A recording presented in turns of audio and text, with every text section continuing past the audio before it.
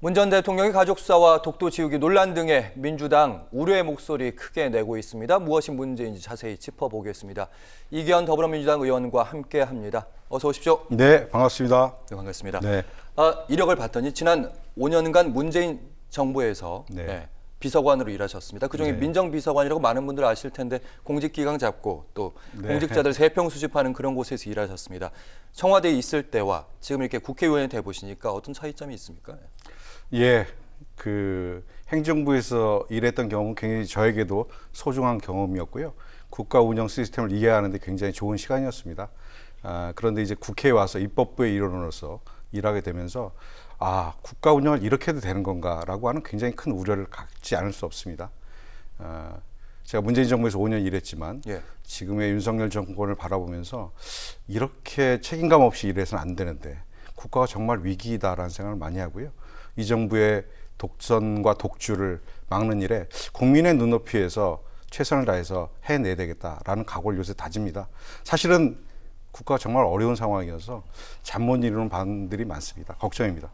알겠습니다. 여러 가지 위기들이 많다. 요즘 언론들의 진단인데 그중에 하나 좀 짚어보도록 하겠습니다. 민주당에서 독도 지우기 진상조사 특별위원회가 꾸려졌고 거기 위원으로 활동하고 계시는데 여러 가지 시설 독도 관련된 조형물들이 하나씩 사라지고 있단 말이죠. 정부의 입장은 이런 겁니다. 그거 치운 게 아니라 수리하고 보완하는 거다. 지나치게 위기를 조장하고 있다. 이런 부분들 어떻게 보시는지. 국정의 운영 기조가 일본과의 일방적 관계 개선을 주장하고 진행하고 있었습니다. 국민적 동의 없는 관계 개선이었고요. 그 과정에서 일부 부처 공무원들과 그리고 사회 구성원 내부에서 우리가 대통령이 저렇게 일본과 가까이 지내려고 하니 거기에 맞춰가야 되는 거 아닌가라고 하는 암묵적 동의가 일부 조직에서 있었던 것 같습니다. 그래서 일부 기관들에서 보면 본인들은 자연스러운 시설 교체였고 노후화돼서 세척을 위해서 빼놨고 그리고 방송이 오래돼서 뺐다 이런 식으로 얘기를 하고 있습니다만 실제 저희들이 가서 보면 그 시점이 윤석열 정부의 일방적 대일 정책이 만들어진 이후에 대부분의 기관과 그리고 단체에서 독도에 대한 흔적 지우기가 이루어진 정황을 저희들이 좀 확인하고 있습니다. 참 걱정이고요. 독도의 문제는 단순히 독도 하나의 문제가 아니지 않습니까? 영토 주권의 문제여서 일체의 방심이나 그다음에 여유가 허용되지 않는 문제입니다. 어떠한 일이라도 저희는 이 문제는 반드시 바로잡고 가야 된다 이렇게 생각하고 있습니다. 네. 그 활동 중에 하나가 지난주에 이제 성남시청을 방문하셨습니다. 그래서 신상진 시장을 만나셨는데 못 만났습니다. 못 만나셨어요? 만난 걸로 알려져가지고 그렇게 질문드렸는데 독도 TV 종료에 따른 그 결과다 이렇게 알려지고 있는데 이게 무슨 얘기입니까? 2012년에 이재명 대표가 성남시장을 할 때 KBS와 협약해서 독도 생방송 송출을 10년 동안 해왔던 사업입니다. 그런데 신상진 시장이 시장이 되고 나서 일방적으로 예산이 부족하다는 이유로 방송 송출을 중단했어요. 시청만 그런 것이 아니라 그 주민자치센터 약 40여 개에 독도 방송이 생중계됐었어요. 일정 시간에 나갔던 건데 그 일방적으로 송출이 중단된 사건입니다. 이 문제에 대해서 저희들이 제보가 있었고 확인차 갔는데 신상진 시장께 정말 아쉬운 것은 이미 국회에서 정치 활동을 오랫동안 하셨던 중견 정치인 출신이시고 90만이 넘는 성남시를 대표하시는 시장이신데 저희 의원들이 갔을 때 만나주지도 않았어요. 그리고 저희들이 10시에 찾아갔다 땡볕에 서 있다가 기자회견하고 나왔습니다만 오후 2시에 본인께서 기자회견을 자청하셔서 방문했던 의원들을 공격하셨어요.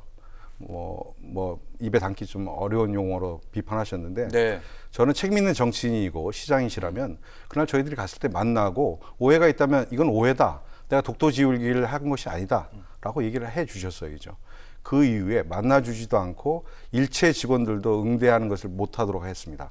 그래서 저희들이 시청에 있다 로비에 서성이다 나올 수밖에 없었는데 그 뒤에 그렇게 공격하시는 것은 중견 정치인으로서 성남 시민을 대표하시는 분으로서 맞지 않다 이렇게 생각을 합니다. 네, 독도 TV 방금 말씀을 좀 드렸는데, 그러니까 흔히 우리가 생각하는 24시간 독도 중계라고 해서 카메라로 비춰진 독도의 현재 모습 그 TV 말씀하신 건지? 네, 그것을 24시간 중계하는 게 아니고요. 성남시청이 자의적으로 판단해서 성남시청의 주요 뉴스들을 송출하고 빈 시간에 독도 화면을 그대로 내보냈던 것이에요.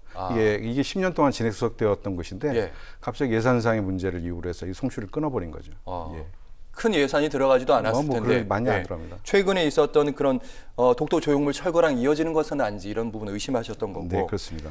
최근에 그 진상조사특별위원회 제보센터도 운영하고 계시더라고요. 네. 아까 제보 많이 들어온다고 말씀하셨는데 어떤 제보들이 있습니까? 주로 시설물에 대한 철거가 있고요. 그다음에 영상이나 홍보물에 대한 제거가 있습니다. 아까 성남시청에서는 이제 영상물이 이제 송출되는 것이 중단된 것이고, 지금 제보 들어왔던 것들은 대부분 독도 조형물들이 있었던 관공서나 아니면 공공시설 내에 있었던 시설들이 철거되는 과정이 있었습니다.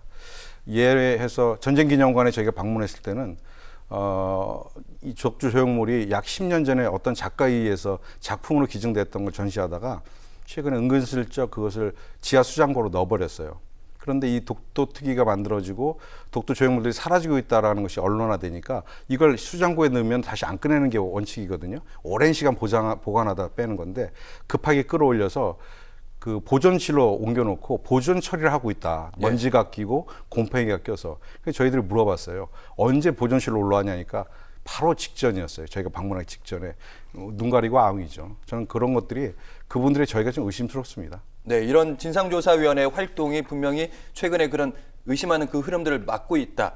저지하고 있는데 성공하고 있다 이렇게 보시는지. 네, 직접적 정권의 지시가 있었다라기보다는 알아서 기관들이 정부의 태도에 따라서 움직여주는 것 같고요. 저희들이 이렇게 활동하면서 일체 지금 다른 뭐 이런 것들을 계획했던 부서들이 있을 거고 조직들이 있을 텐데 더 이상 독도에 대한 시설물 철거라든지 영상에 대한 제거, 홍보물에 대한 제거가 더 이상 이루어지지 않기를 바랍니다. 알겠습니다. 네. 그리고 관련된 마지막 질문인데 내일 기시다 일본 총리가 국내 방한하는 것으로 알려지고 있습니다. 사실 옛날 같으면 일본 총리가 국내 방한한다는 건 큰 뉴스잖아요.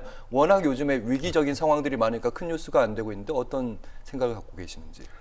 참, 외교적으로 보면 한 국가의 정상과 2년 반 사이에 아무리 인접국이라고 하지만 2년 반 사이에 두 분이 12번을 만납니다. 예전 정부에서 저희 정부에서 있었던 일이 아니고요. 굉장히 이례적인 일이라고 저는 바라봅니다.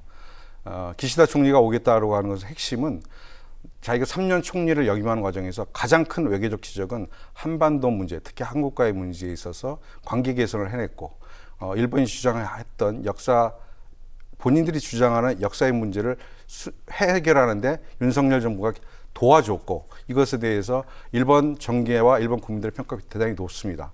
이 문제에 대해서 윤석열 정권과 마지막으로 내가 퇴임 날짜를 20일밖에 안 남았지만 한 번 더 보고 한 번 그것을 확인하겠다는 생각이 있었던 것 같고요. 뭐 일본 정치의 문제입니다만 일본이 내각제를 가지고 있고 세습 정치가 아주 구조적으로 진행되고 있는 국가입니다. 본인의 아들도 자기 총리로 있으면서 자기 정무보좌관으로 쓰고 이랬거든요. 본인이 이후에 자기는 이제 정계에서 물러나지만 자기 아들과 그리고 세습 정치가 구조화된 일본 내각제 정치를 하고 있는 일본 정치계에 일자한 영향력을 행사하고자 하는 그 기시다의 욕심을 윤석열 정부가 그대로 받아준 것이다. 저는 이렇게 생각합니다. 대단히 좀 안타깝습니다.